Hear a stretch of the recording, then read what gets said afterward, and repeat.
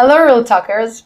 Rabbi Manis Friedman is a chassid, a rabbi, an author, a social philosopher, and public speaker. Born in Prague, Czechoslovakia in 1946, Rabbi Manis Friedman immigrated with his family to the United States in 1951. In 1971, inspired by the teachings of the Lubavitcher Rebbe, Friedman, as a shaliach, an emissary, co-founded the Beis Chana Women International, an institute for Jewish studies in Minnesota for women with little or no formal Jewish education.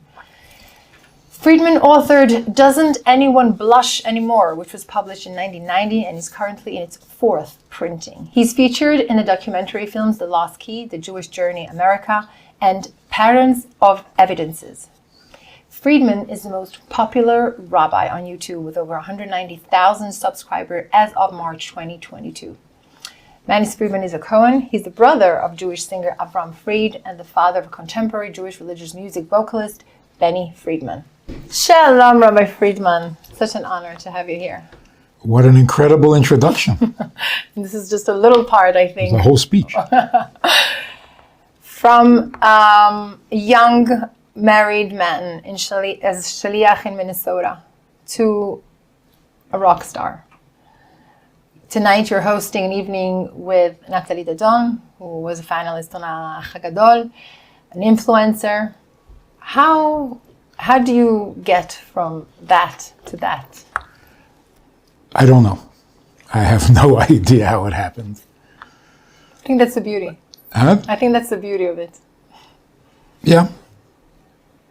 It's not a scheme. It's not a plan. You do what you're supposed to do. And if it's interesting, people will be interested. And if it's true, people will be impressed and inspired. And that's what happened. How? I don't know. I think during Corona, a lot of people started watching your incredible videos. You became a superstar with millions of viewers. So that's what it is. They had nothing better to do. I think so. Okay. But people either like you or they don't, because you are very straightforward and you say what people not always like to hear. Is that true? Yeah. That's the fun of it. Okay, that's the fun of it. You come out very strong. You say what other rabbis take half an hour to say, you say it in 5 minutes and it's powerful. Is that your secret? I don't have a secret. In fact, I have no secret. Everything I ever said is public knowledge. It's on YouTube. I don't know if I come on strong. You are soft-spoken, but your words are measured and direct, to the point. And you often say what people are not comfortable hearing.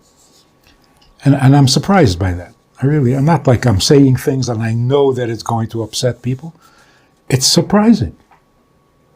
Because I'm not saying anything controversial, I don't think.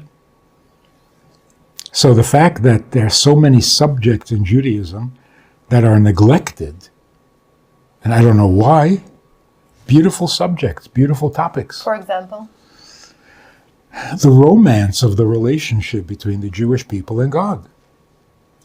How could that be neglected? How could you miss that? Bunch of laws, you either follow or you don't. You get rewarded or you get punished. It's so mechanical, it's so military. It's not the way it's supposed to be. And I think that's where people feel uncomfortable, because they know deep inside that what you're saying is the truth. I hope so. And it's so easy. I hope so. You started with Doesn't Anyone Blush Anymore? You started talking about women out there, direct. How important it is for you, the whole issue on the Jewish woman? That's another subject that is neglected. You grow up, you get married, you start a family, you raise your kids. What's there to talk about? Taken for granted, that's what you do, that's how it works. It's not working. Did anybody notice that it's not working? That there are problems, there are difficulties, there's heartbreak and misery? So not talking is not doing anybody any good. I understand, the intimacy of it. It's a private subject. We don't talk about it in public, and that's correct. But even in private, nobody talks about it. So people get married, they're young, they're naive. Where do they get their information from? So they go to secular sources, which are always wrong, bad, destructive, soulless. Like movies you're talking, like things Well, like that? even the experts. Not good. Not good. So we need to talk about it in a tzniut fashion, of course, not vulgar, but not to talk about it is very damaging. This book came out written by a scholar of yours who became really your ghostwriter. Is that possible? Is that the right word I'm using? Or He's not a ghostwriter. His name is right interpreted- there on the book. he interpreted your words and he put his own, part in it. Voice. Elad, which we interviewed already. It's a phenomenal book. Is it? I think so. And I don't read Hebrew. it's your teachings. What's so amazing about you? I'm asking you because I follow you. And a lot of my friends follow you and were inspired by you. You give in such simple words, such meaning to life. I know we don't have a lot of time, but I want people to understand how important, you're a person that not only is on YouTube, you learn. There's so much learning behind all this. How do you get to where you are now? How much can you give over about Mashiach, about living with the, for God, with God, the Rebbe? How does this all come together? I had some very, very good teachers. Amazing, amazing. Hasidim, scholars, deep thinkers, geniuses. How can you not share what you learned in all those years in yeshiva? In fact, while I was sitting in yeshiva, I couldn't wait to get out because I already had some information that everybody needed to know. So to sit and get a little more information, I thought, no, gotta go out and start teaching. And of course, the Rebbe encouraged it. If you know an Aleph, you teach Aleph. Well, I knew an Aleph and I wanted to teach it. But also, this program in Minnesota, the Beit Chana, which started in 1970, thousands of women. It's not a full-time school. So we had a constant turnover of students. They would come for a week, for 2 weeks, for a month. Just a crash course. And these are adult, educated women. And you gotta say something. You can't just say lo tignof, lo tinaf. Say something. Tell them why they should, how they should, and their questions. Brilliant. Yeah.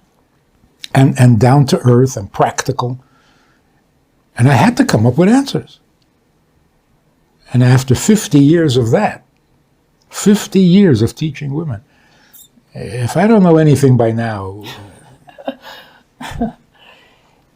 You were told by the Rebbe to start a program for women? No. It was your idea? Why women? I'm asking you.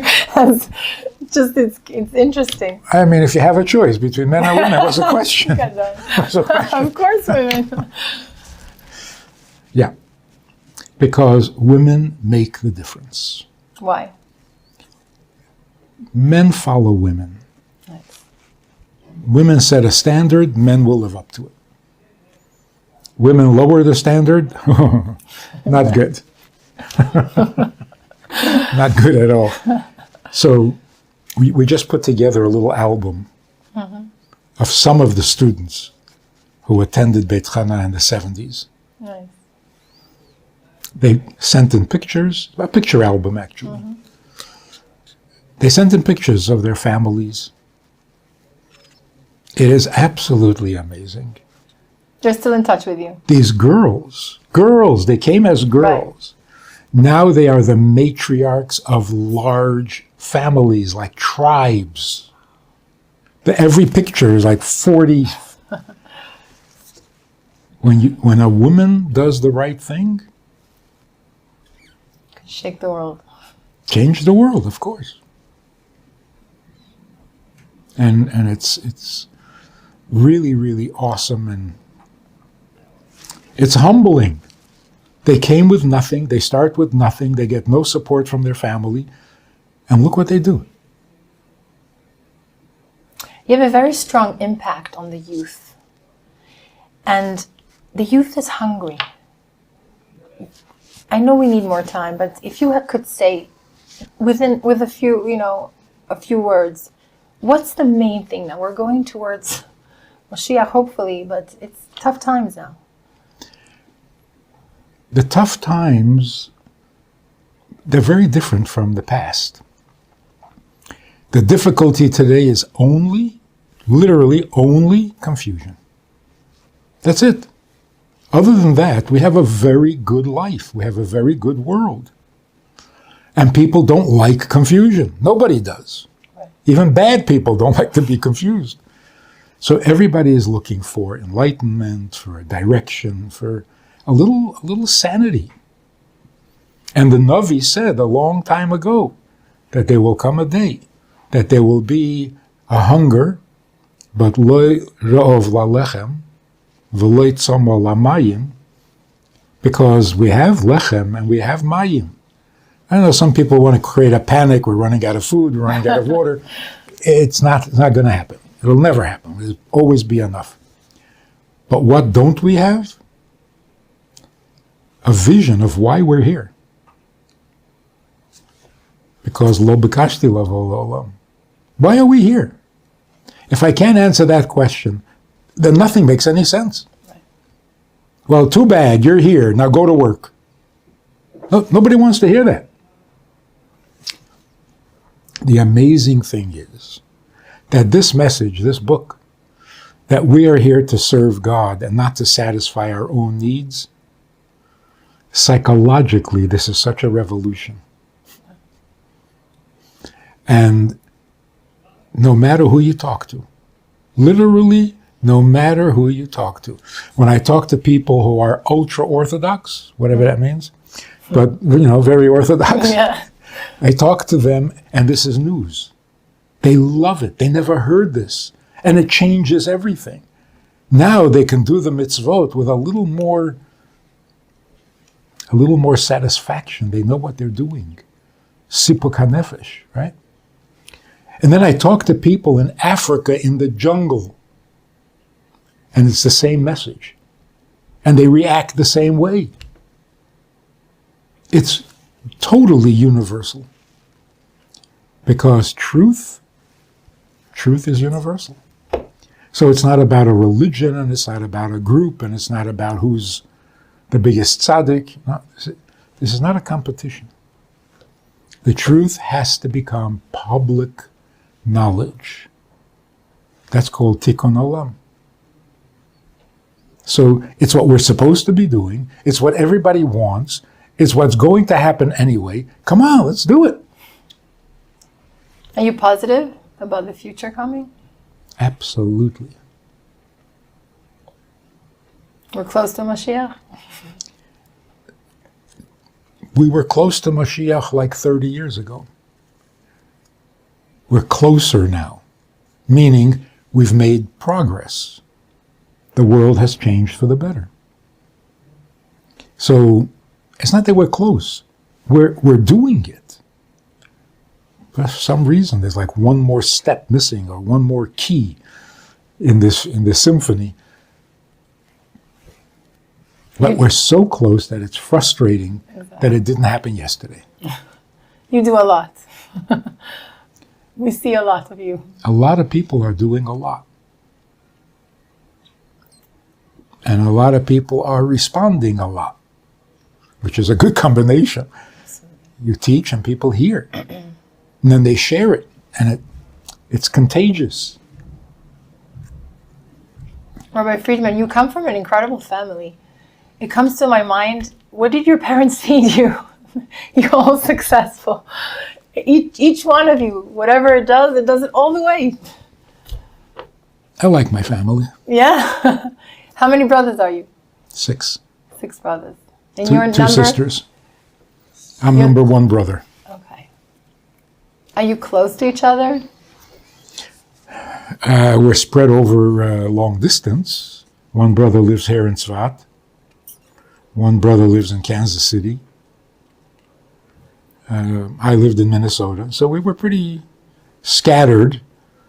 But when we get together, it's Do you have family meetings? well, weddings and bar Weddings. mitzvahs. And, Your son is a famous singer now. oh, yeah.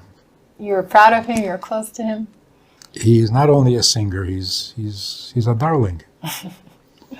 It's so nice to hear.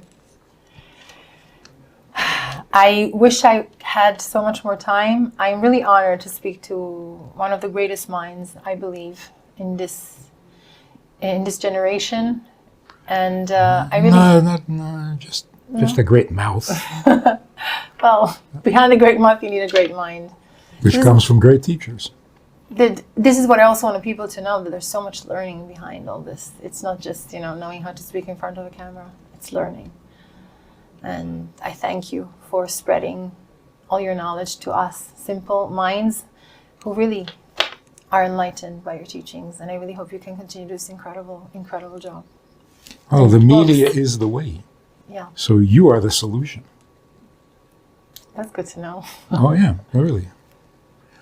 One of the last frontiers where we have to bring kedusha to a place where there's no kedusha is the entertainment world. Right, It's been around since the Colosseums in Rome, right. and it's been evil. It's been ugly. Oh, yes. It's been violent. It's been vulgar. Now, finally, it's being used for kedusha. And the Rebbe was one of the pioneers to start yeah. using. Yeah. Of all the rabbis in the world, the Lubavitcher Rebbe was on television. Right. Yeah. Thank you so much, Rabbi Friedman.